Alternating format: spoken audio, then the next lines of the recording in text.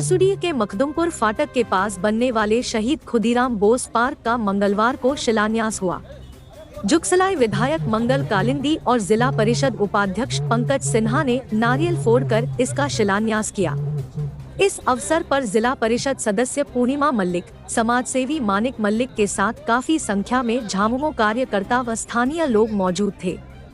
Park का निर्माण हो जाने से परसुडी, मखदुमपुर समेत आसपास के हजारों लोगों को काफी सहूलियत होगी। पार्क का नामकरण वीर शहीद खुदीराम बोस के नाम पर होगा और उनकी एक प्रतिमा भी यहां स्थापित की जाएगी। यहां लोग मॉर्निंग व इवनिंग वॉक कर सकेंगे। आकर्षक गार्डन के साथ लोगों के बैठने के लिए कुर्सियों के अलावे झूले इत्यादि भी यहां लगाए जाने की योजना है। इसके रखरखाव के लिए खुदीराम बोस स्मारक समिति का गठन किया जाएगा। विधायक निधि से बनने वाले इस पार्क के निर्माण में लगभग 15 से 20 लाख रुपए का खर्च आएगा।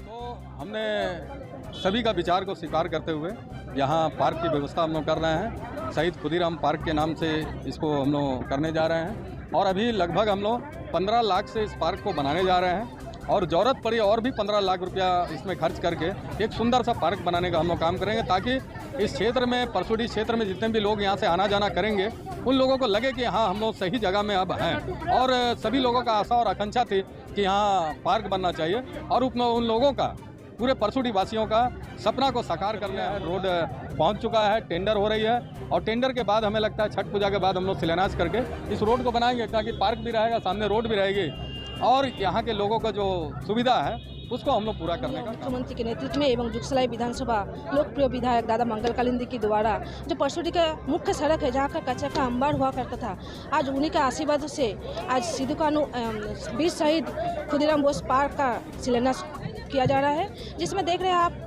जो मुख्य सड़क है, जहाँ पर लोग आने जाना करते रहता है, जहाँ परेशानी हो रही थी, लेकिन विधायक के आशीर्वादों से आज वो परेशानी मुक्त हो रहा है। और पूरे परसुडी वासियों के ओर से तहे दिल से मंगलदा को धन्यवाद कहना चाहूँगी।